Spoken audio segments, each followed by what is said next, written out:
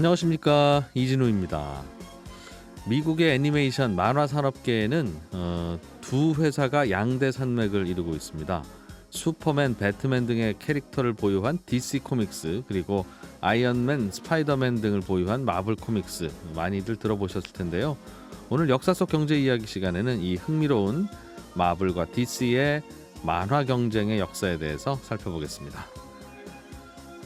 인간은 기본적으로 선한 존재인가 아니면 악한 존재인가 늘 고민하는 주제 중에 하나인데, 오늘 체크리스트 시간에는 그럼에도 불구하고 인간의 본성은 선하다고 강력하게 주장하는 휴먼카인드라는 책을 읽어보겠습니다. 손에 잡힌 경제 플러스 광고 듣고 시작합니다. 슈퍼맨, 배트맨, 원더우먼, 아이언맨, 스파이더맨. 국내에도 이런 슈퍼히어로물 좋아하는 팬들 많이 있으시죠. 이번에 개봉한 영화도 코로나 이후에 처음으로 흥행 기록을 쓰고 있다는데, 미국의 이 히어로물 캐릭터를 갖고 있는 두 회사가 있습니다. DC 코믹스 그리고 마블 코믹스라는 회사인데, 오늘 역사 속 경제 이야기 시간에 이 두 회사의 흥미로운 경쟁의 역사에 대해서 살펴보죠. 역사 스토리텔러 썬킴 씨 나오셨습니다. 어서 오십시오. 안녕하십니까. 올해도 이틀밖에 안 남았네요. 벌써 그런가요? 내일이 말일이니까. 내일이 말일이니까. 참 올해는 제가 또 이 기자님을 이렇게 만나게 돼서 참 영광이었습니다. 저도 썬킴 선생님 만나서 아주 박진감 넘쳤습니다. 네. 오늘 주제는 약간 좀 그 현대로도 내려온 것 같기도 하고. 현대에서 내려와가지고 약간 과거를 거슬러 올라갈 건데. 네. 스파이더맨 최근에 개봉한 영화 보셨나요? 못 봤습니다. 네? 못 봤습니다. 뻔히 예상은 됩니다. 무슨 스토리일지까지도. 만약에 마블 팬들한테 그런 말씀하시면 약간 죄송합니다, 마블 팬 여러분. 그 이번에 개봉한 스파이더맨 노웨이 홈이 네. 코로나 팬데믹 이후에 처음으로 관객 수 500만을 넘겼습니다. 그러니까 뭐 극장 가기도 힘든데 참 대단한 업적이죠. 예. 그만큼 이제 스파이더맨의 팬들, 또 이 스파이더맨을 만든 마블의 팬들이 많다는 건데, 방금 이 기자님께서 말씀하신 것처럼 이 코믹의 양대 산맥이 DC 네. 그리고 마블이지 않습니까? 예. 이게 테스트가 있다고 해요. 어느 쪽 캐릭터를 더 좋아하냐에 따라서 신세대인가 아니면 아재인가. 자, 슈퍼맨, 원더우먼, 배트맨 A그룹, 예. 프로페서 X, 매그니토, 그다음에 이쪽 B. 어느 쪽이 더 친근하신? 저는 B 어떻게 생겼는지도 모르겠어요. 그러니까 A를 선택하시는 분이 대부분 다 이제 에이, 건강 검진을 좀 받으셔야 되는 세대. 저도 마찬가지죠. 저도 슈퍼맨이 훨씬 더 친근하죠, 솔직히. 예. 그래서 슈퍼맨과 방금 말씀드린 것 같이 원더우먼, 배트맨은 소위 말해서 DC 코믹스 소속 캐릭터들이고, 그래요. 이번에 개봉한 뭐 스파이더맨, 그다음에 캡틴 아메리카 등등은 또 헐크는 마블 코믹스 소속인데, 슈퍼맨하고 스파이더맨이 같은 가족이 아니군요. 이게 약간 그 가족이 다릅니다. 아. 가끔씩 굉장히 싸우죠, 둘이요. 그러니까 왜 둘 다 지구를 지키는 캐릭터인데 왜 싸우는지는 모르겠어요. 이 슈퍼맨 같은 경우에는 지구를 지키는 게 확실한데, 예. 이 마블 캐릭터는 조금 복잡해요, 얘네들이요. 얘네들은 일단 슈퍼 히어로라기보다 마블 코믹스에 있는 스파이더맨, 헐크는 영웅이라기보다 약간 뮤턴트, 돌연변이거든요. 예. 그러니까 돌연변이가 자기가 왜 돌연변이가 됐고 이 자기의 정체성을 알아나가는 과정을 그리는 캐릭터들이기 때문에 예. 약간 슈퍼맨과는 결이 좀 다르죠. 중간에 삐지기도 하고. 실수도 하고. 예. 또 앤트맨 같은 경우는 좀도둑이잖아요. 그래서 이제 저희와 같은 이제 아재들은 DC 코믹스의 뭐 슈퍼맨, 배트맨을 좋아하는 이유가 뭐냐면, 예. 선악 구조가 완전히 정확하게 나눠져 있어요. 슈퍼맨 같은 경우에는. 그게 편해요. 그러니까 예를 들면 부장님 캐릭터, 예를 들면 회사에서도 부장님 그러면 항상 일정한 그 패턴이 있잖아요. 부장님은 선한 분이시죠. 뭐 선하건 악하건 요때 화내고 이렇게 하면 좋아하시고, 이게 있으면 편하다고요. 맞춰 들으면 되니까. 그런데 종잡을 수 없으면, 라디오 국장님이 안 듣고 계시나 봐요. 종잡을 수 없으면 이거 어떻게 해드려야 되나. 그러니까. 근데 참 그 마블이 머리를 잘 쓴 것 같아요. 예. 그러니까 DC 같은 경우에는 슈퍼맨, 배트맨 같은 거 만들어 놓고 쭉 그냥 유지를 한 반면에, 예. 이 마블 같은 경우에는 그때그때 시사성은 굉장히 접목을 잘했어요. 캐릭터를 만드는 데 있어가지고. 캡틴 아메리카 아시죠? 예, 알죠. 예. 등판에 저기 삼겹살 소뚜껑 메고 다니시는 분. 예. 그분이 어떻게 만들어졌냐면 그 캡틴 아메리카가 그 일본의 진주만 폭격 직후에 만들어졌거든요. 오, 나이 꽤 있네요. 제일 오래됐어요. 예. 일본이 진주만을 공습하자마자 이거 미국인들이여 단결하라! 라고 했을 때 그 마블에서 그럼 요때 하나 적절한 캐릭터 하나 만들어낼까 해서 만들어낸 게 캡틴 아메리카. 아하. 이름도 그런 애국심 뚝뚝 떨어지네요. 캡틴 아메리카죠. 음. 그리고 50년대 60년대 거치면서 일본도 마찬가지 고질라도 그 원자 폭탄과 방사능에 대한 그 트라우마 때문에 만들어졌지 않습니까? 그 미국도 똑같이 이 방사능이라는 것이 상당히 위험한 것 같은데 이거 인류에게 어떤 영향을 미칠 수 있을까라고 해서 요거 가지고 한번 캐릭터 만들어 볼까 해서 멀쩡한 사람이 감마선에 이 피폭을 당하니까 헐크가 됐더라. 그리고 어떤 거미가 있는데 예. 이 거미가 또 방사능에 오염된 거미예요. 얘한테 물렸어요. 내가 스파이더맨이 된 거죠. 그런 연원으로. 다 그런 시사성을 접목을 시켰다고 해요. 근데 그 스파이더맨 같은 경우에 참 이런 친구들 많은 것 같아요. 그 과학 덕후들이. 예. 과연 거기에 나오는 캐릭터들이 현실적으로 가능한가? 실제로 독거미에 물리면 스파이더맨이 되냐? 그것도 그렇고 예. 스파이더맨이 이제 손바닥에서 그 실을 쏘지 않습니까? 스파이더맨 영화 예. 캐릭터는 예. 저게 가능할 것인가? 과학적으로 분석하는 친구들이 있더라고요. 가능하면 벌써 돌아다니고 있겠죠. 안 돌아다니는 걸로 봐서 불가능한 거 아니에요? 결론은 불가능하다였는데 그걸 뭐 분석을 하고 있었어. 실제로 그게 가능하려면은 그 네. 거미는 손바닥에서 실을 쏘는 게 아니라 항문에서 실을 쏜다고 하더라고요. 예. 그래서 캐릭터도 바꿔야 되고 그 실이 야, 그렇게 바꾸면 또 영화 이상하겠다. 좀 약간 다른 영화가 되겠죠. 그리고 실 주머니를 그 스파이더맨이 차고 다녀야 되는데 예. 최소 1톤 정도의 실을 몸 옆에 주머니에 차고 다녀야 된다. 그 정도 쏘고 다니려면. 그렇죠. 말이 안 되는 거죠. 1톤이면 엄청난 걸. 아니 그럼 개미는 그렇게 쏘고 다니지 않죠, 참 거미는. 그렇죠. 예전에 그거 기억나세요? 네. 타이타닉의 그 카메론 감독도 한번 TV 쇼에 나와서 컴플레인을 한 적이 있는데 제발 영화는 영화로 봐달라고 과학적으로 접근한 순간 우리 감독들은 창의적인 작품 활동을 못한다라고 약간 농담 아닌 농담을 한 적이 있거든요. 예. 왜냐하면 타이타닉 그 영화 보셨죠? Check, I'm cold. You gotta get out of here. Cold, cold lady. 대사를 제가 다 외워가지고. 네. 그 이제 북극해 근처에서 리오나르도 디카푸치노가 이제 깔아앉지 않습니까? 바닷속으로. 예. 마지막에 이제 동사한 다음에. 예. 근데 과학 그 수사대들이 그런 경우에는 둥둥 뜨고 가라앉지가 않는다. 이거를 해명해 주십시오라고 항의 편지를 그 제작사한테 보냈다고 하더라고요. 그러니까 그 편지를 받고 네. 그 양반이 토크쇼에 나와가지고 제발 이런 편지 좀 보내지 말라고.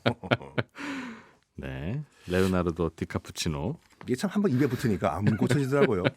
근데 현재 지금 시장상에서는 그 DC와 네. 마블이 경쟁을 했을 경우에 마블이 좀 앞서 나가는 경향이 있는데 이제 신세대들이 이제 주요 이제 고객층이 되다 보니까 너무 식상하다 이거죠. 선악구도는 너무 뻔하다. 그러면서 DC가 약간 무리수를 두기 시작했어요 최근에. DC가 그 올드한 스토리죠, 선악구도. 우리 예. 스토리요. 네. 슈퍼맨. 예. 그 DC 측에서도 야 이런 식으로 가다가는 시장 점유율을 다 마블에게 뺏길 수가 있겠다. 우리 DC도 정신 차리고 뭐 획기적인 방법이 없을까? 예. 하다가 저희도 한번 마블처럼 한번 바꿔볼까요 캐릭터를? 해가지고 네.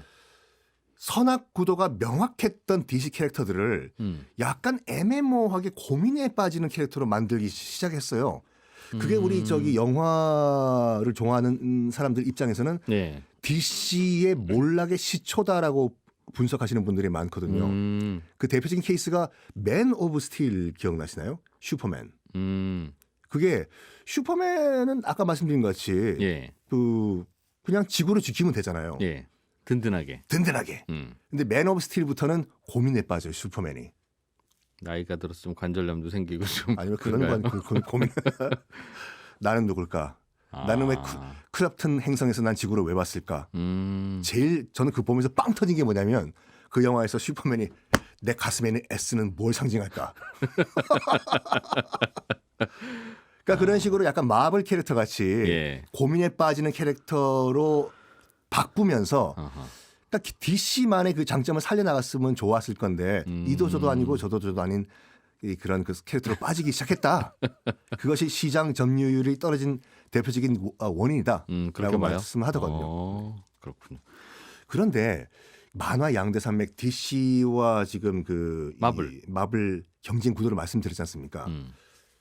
이런 만화 간의 경쟁 구도 때문에 태어난 것이 황색 언론이다. 그게 무슨 상관이야? 황색 언론은 그거죠. 그 제목 장사하는 옐로우 저널리즘이요. 어그로. 그 소위 말해서 타블로이드 언론을 말하지 않습니까? 황색 언론이라고 하면 아니면 말고 스토리. 예.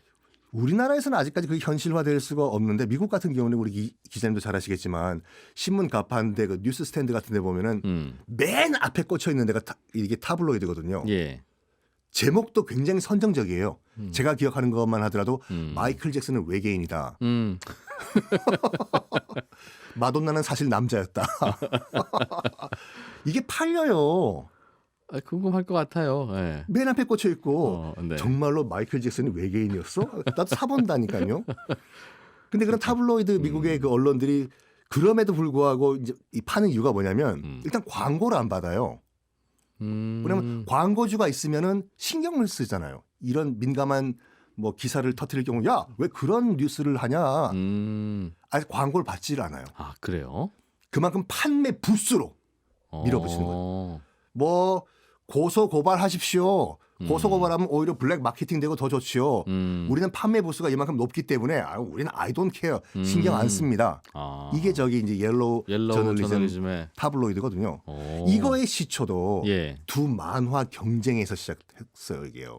그게 무슨 관계가 있어요? 자, 타임머신 타고 1890년대로 가겠습니다. 그때 이제 뉴욕에는 양대 신문사 두 개가 있었어요. 아하. 뉴욕 월드랑 뉴욕 저널이라고. 뉴욕 월드는 누가 운영했냐면 그 이름도 유명한 조셉 퓰리처. 퓰리처 상의 퓰리처. 네, 예. 우리는 퓰리처 상 때문에 조셉 퓰리처가 굉장히 뭐라고 할까 도덕적인 사람으로 알고 있는데 신문 사업가예요. 그 조셉 퓰리처가 한 말 중에 명언이 뭐였냐면 재미없는 언론은 죄악이다. 재미없는 신문은 죄악이다. 예. 무조건 재미있게 만들어라. 이게 조셉 퓰리처의 뉴욕 월드라는 신문이었고 경쟁사인 뉴욕 저널이라고 있었거든요. 윌리엄 허스트라는 사람이 운영했던 신문사였는데 치고받고 경쟁이 거의 남진 나우나 수준이었어요, 이게요. 근데 이 뉴욕 왜 H.O.T와 잭스키스로 해야 되나? 그렇죠. 뭐 하여튼 라이벌들이 많고 많은데 남준 아니 뭐 박혜선 김승진보다 낫죠. 알겠습니다. 네. 예.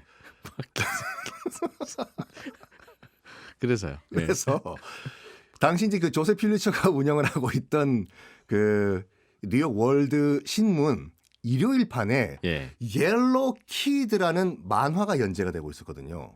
아, 한 컷짜리 아니면 뭐 아니 연재 만화. 연재 만화. 아, 예. 이게 굉장히 인기를 끌었다고 해요. 옐로우 키드가. 네. 그걸 보고 있던 이제 그 윌리엄 허스트 뉴욕 저널이 쟤 좀 스카우트 해 오라고 몰래 만화가를. 그래서 약간 상도덕에 어긋나는 행동이지만 몰래 스카우트를 해간 거예요. 우리가 월급 더 줄게. 스카우트 해가니까 퓰리처는 격분을 한 거죠. 야, 저거 뭐냐고.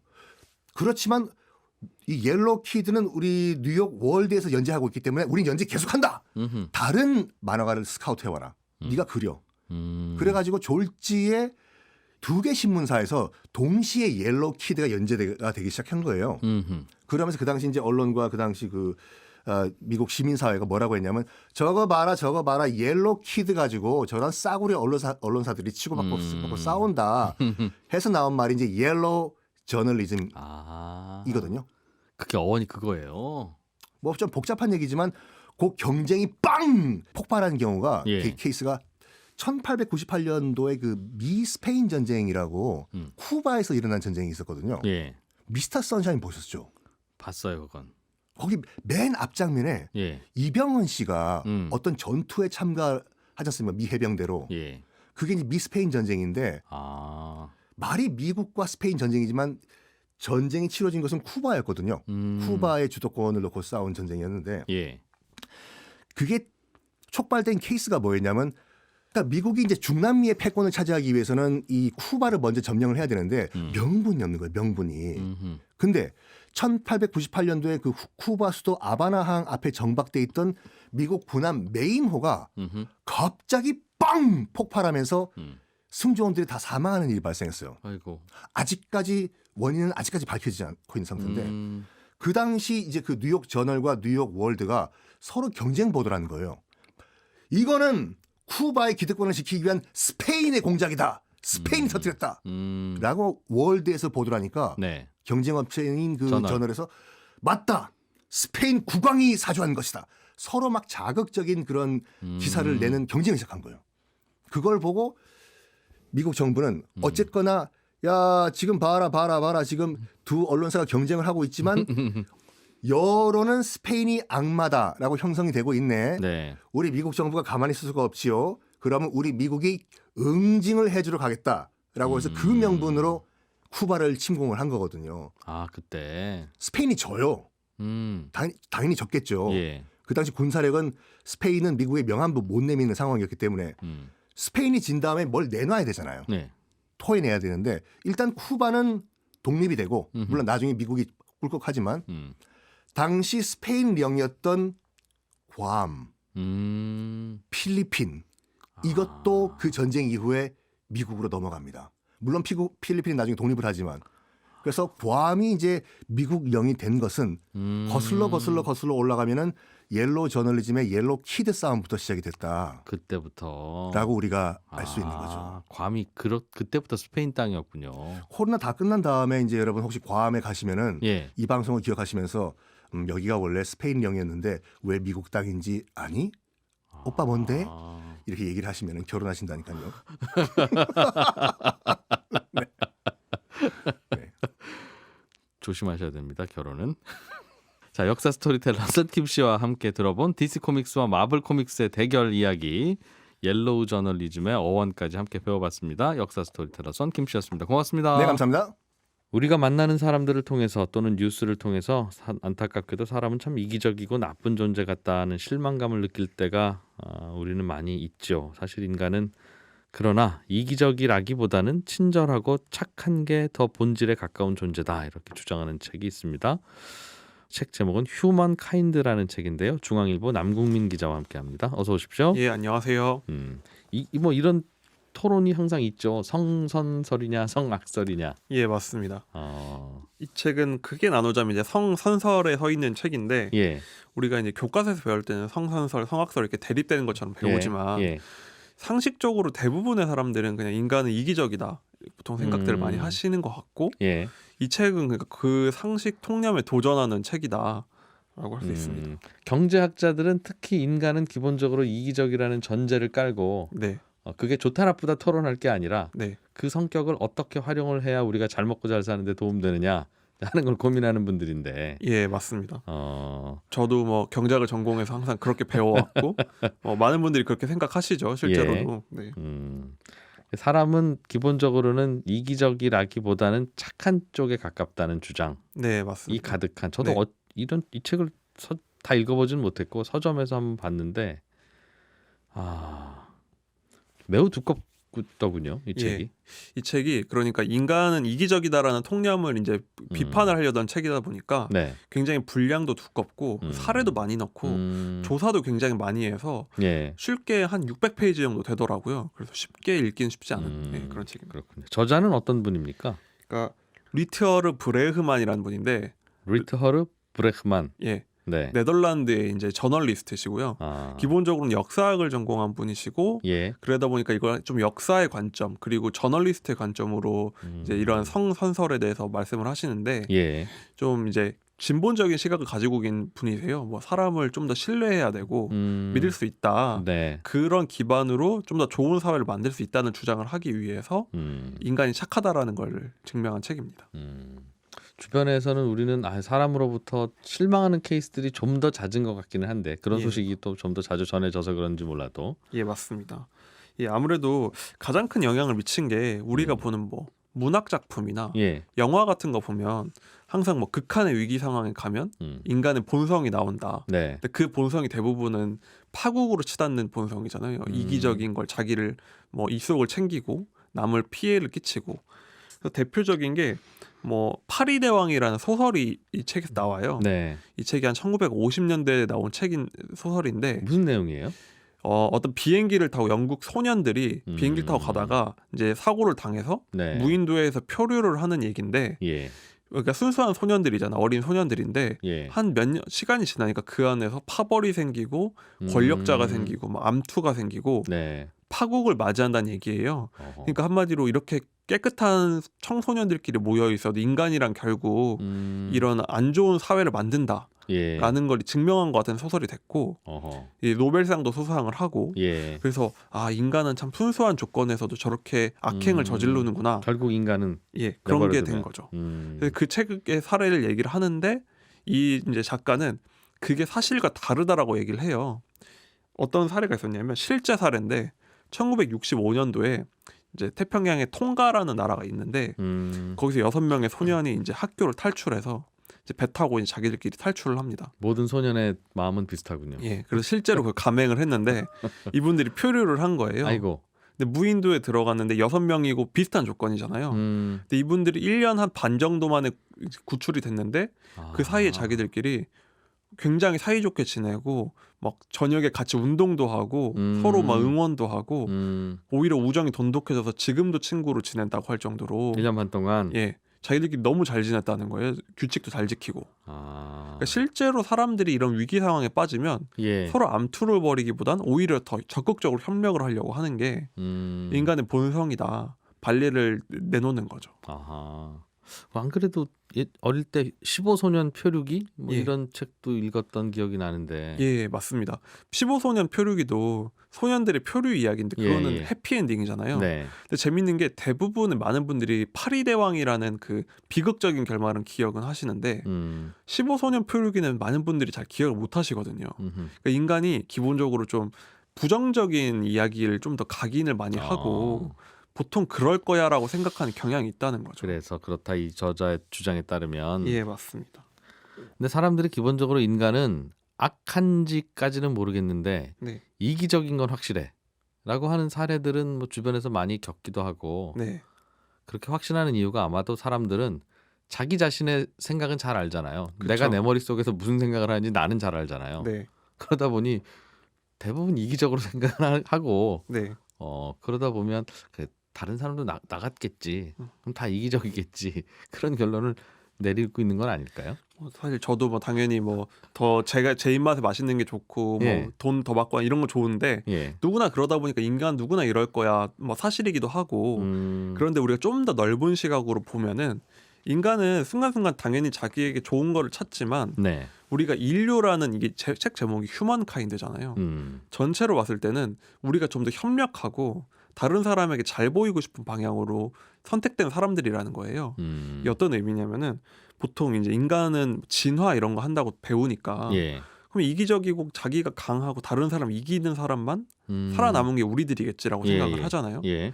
그런데 이거는 좀 진화를 잘못 보고 있다는 거예요. 우리가 누구를 죽이고 뭐 누구를 이겨야지 뭐 살아남는 게 아니라 예. 실제로 인간이라는 건 남한테 더 잘 보이고 좀 더 친절을 베풀어서 이런 도움을 받고 하는 사람이 살아나왔다는 걸 실제로 보면은 그러니까 이타적인 사람이 오히려 더 생존을 많이 했다. 예. 그리고 우리는 그들의 후손이다. 그렇죠. 우리 70억 인류는 생존 그 협력을 더 잘한 선조들의 후손이라는 거예요. 근데 그 증거 중에 하나가 뭐냐면 예. 우리의 눈동자입니다. 우리의 눈동자를 보면 네. 흰색이 굉장히 넓잖아요.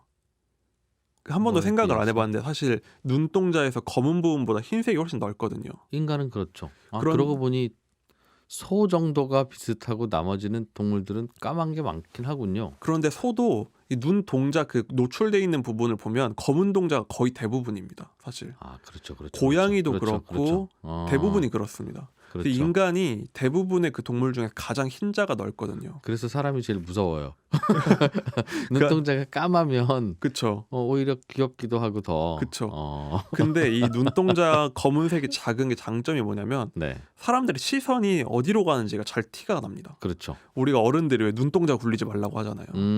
그래서 혼날 때 이렇게 눈 시선 처리 잘해야 되잖아요.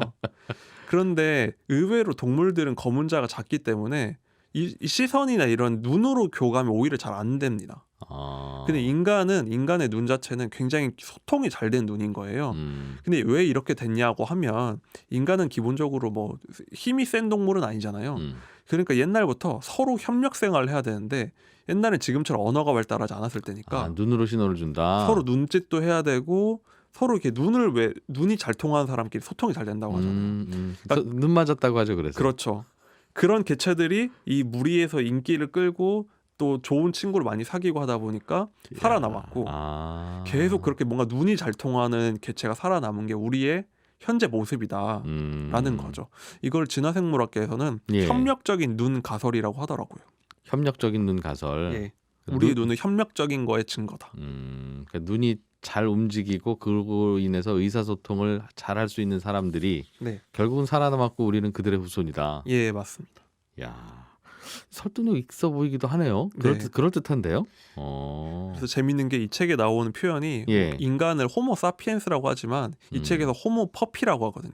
퍼피는 강아지? 강아지죠. 그러니까 예. 인간은 강아지 같은 존재라는 건데 무슨 의미냐면 우리가 보는 익숙한 개가 예. 사실 그 사나운 늑대에서 온 거잖아요. 예. 그런데 그 늑대들에서 어떻게 개가 됐냐면 늑대무리에서 특히 공격성도 없고 좀 착한 친구들이 사냥에서 밀려나고 이러다 보니까 예. 인간의 군락으로 왔고 인간이 사나운 늑대면 죽였겠지만 좀 착한 개들은 그냥 예. 키웠다는 거예요. 귀엽기도 하고. 근데 그게 대가 거칠수록 온순해지면서 도달한 게 지금의 개거든요. 근데 인간도 비슷하게 그렇게 착하고 온순한 개체들이 살아남고 살아남아서 지금의 우리의 그 유순한 인간이 된 거다라는 겁니다. 그러니까 넓게 보면 인간이란 결국 착하고 협력적인 존재가 살아남은 거다. 그게 바로 우리다라는 얘기를 하는 거죠. 야, 알겠어요. 하나 남은 의문은 네. 정말 그래서 착하고 협력적인 사람들이 살아남은 것인지 네. 아니면 그래도 이기적이어서 착하고 협력적인 척하는 를 잘하는 분들이 살아남은 건지는 제 마음속에서는 살짝 하나 남아있기는 하네요. 그러나 또 그게 그런 척을 아주 오래 길게 하기는 어려우니까 사람의 본성상. 예, 맞습니다.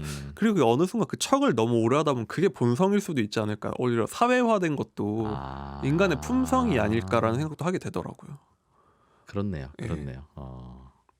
그런데 왜 인간은 그렇게 이기적이라고 가정을 하고 설명하는 게 사람들에게 잘 통하기도 하고 또 그게 또 잘 작동하기도 하고 그렇죠. 왜 그럴까요?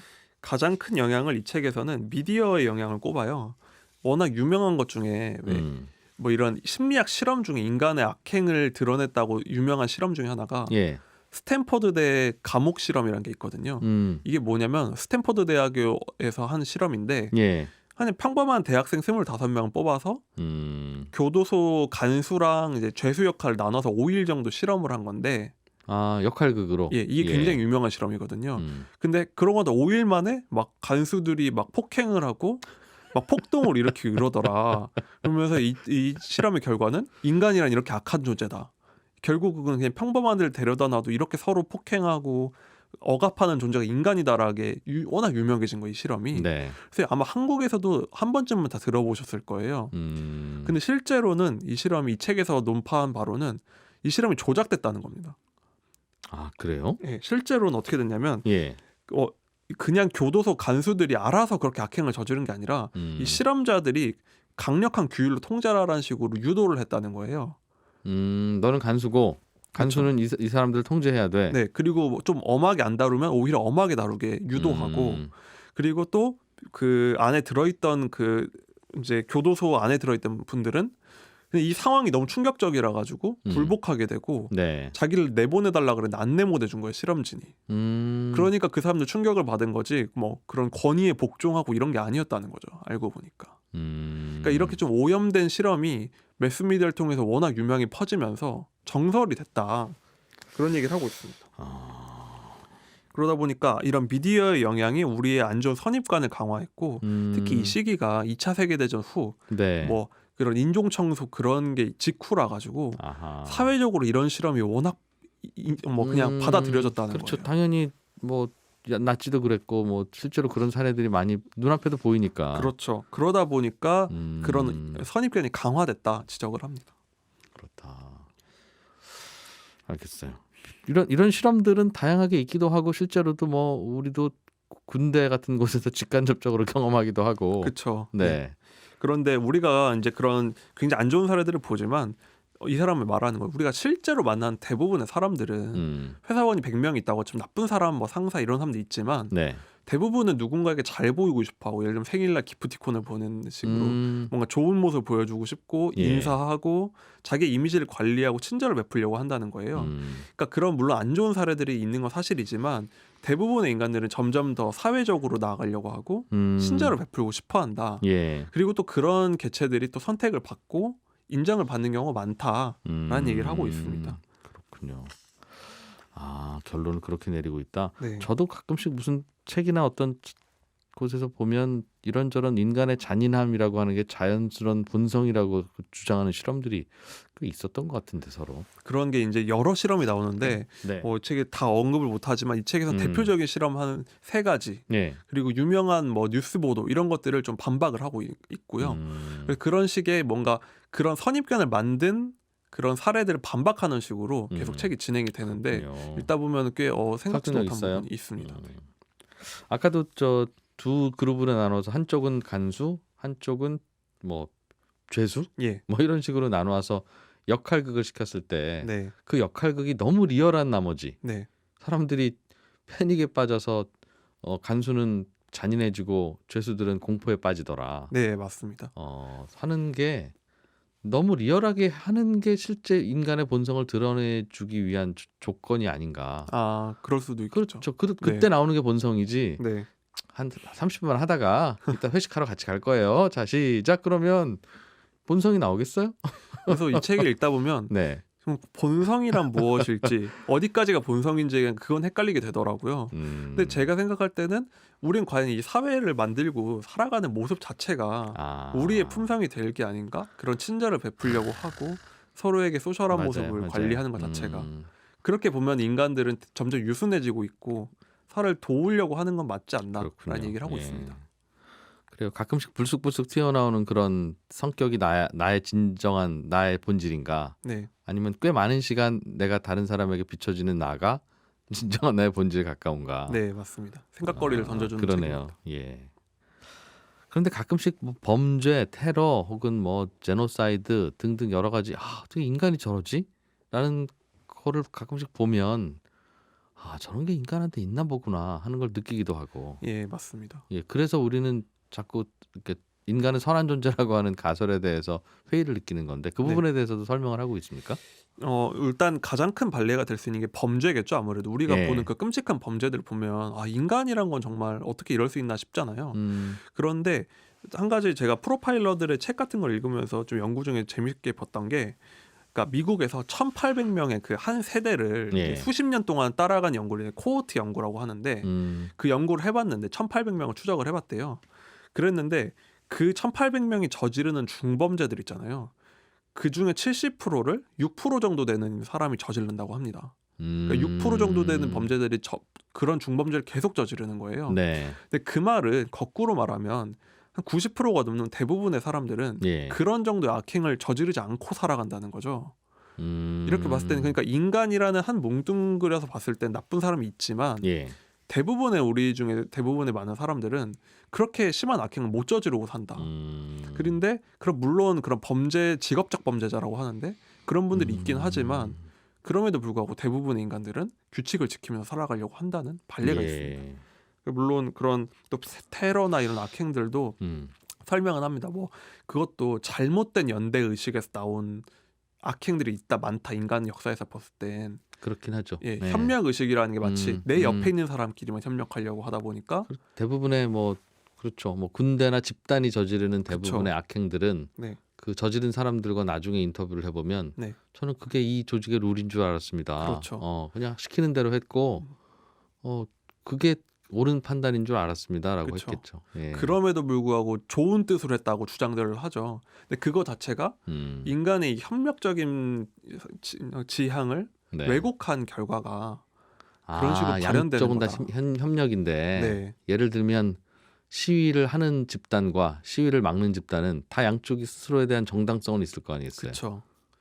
그러면서 서로 협력하는데 결과는 전쟁으로 나타난다. 그렇죠. 예, 그게 왜곡돼서 나타나는 결과다.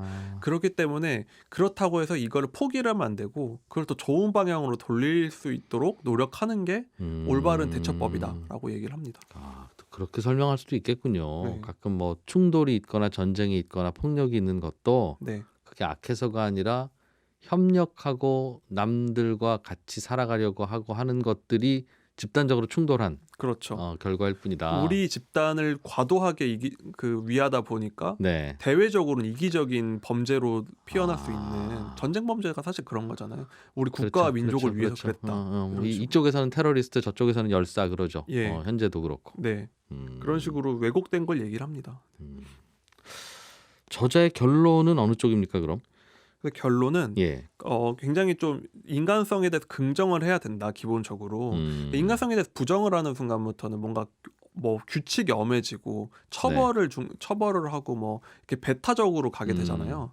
근데 여기서는 좀 더 인간의 이런 협력적인 에너지를 좀 더 이끌어낼 수 있게 뭐 예를 예. 들면은 그렇게 자기 집단만 위하는 문제를 해결하기 위해서는 서로 더 교류를 많이 늘리고 네. 소통할 수 있는 채널을 늘리면서 좀 더 그걸 확대할 수 있는 방향으로 가서 네. 좀 더 많은 사람들끼리 좀 이렇게 커뮤니케이션을 할 수 있는 인간 자체가 워낙 커뮤니케이션을 잘하는 동물이기 때문에 그러니까 멀리 보거나 넓게 볼 수 있으면 네, 사람들의 행동은 좀 달라진다. 그렇죠. 어. 좀 더 쉽게 말하면 각박해져가는 거를 좀 해결할 수 있는 방법이 있다라는 얘기를 합니다. 실망스러운 행동이 나오는 이유는 그 사람의 본성 때문이 아니라 네, 그 사람이 바라보는 시각이 좁아서 그럴 가능성이 높으니. 그렇죠. 그래서 이거 보다 보니까 선하다 악하다를 좀 장기적인 시각이냐 예. 좁은 시각이냐로 보면 좋지 않을까 생각했습니다. 시야의 넓고 좁음이 네. 그것을 가른다. 네, 맞습니다.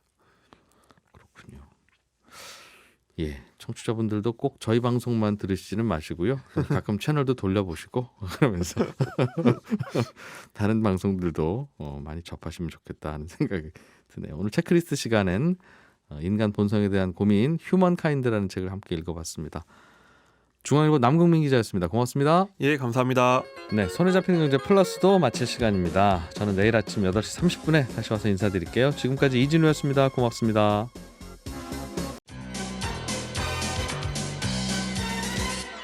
더 깊고 더 재미있는 경제 이야기 이진우의 손에 잡히는 경제 플러스.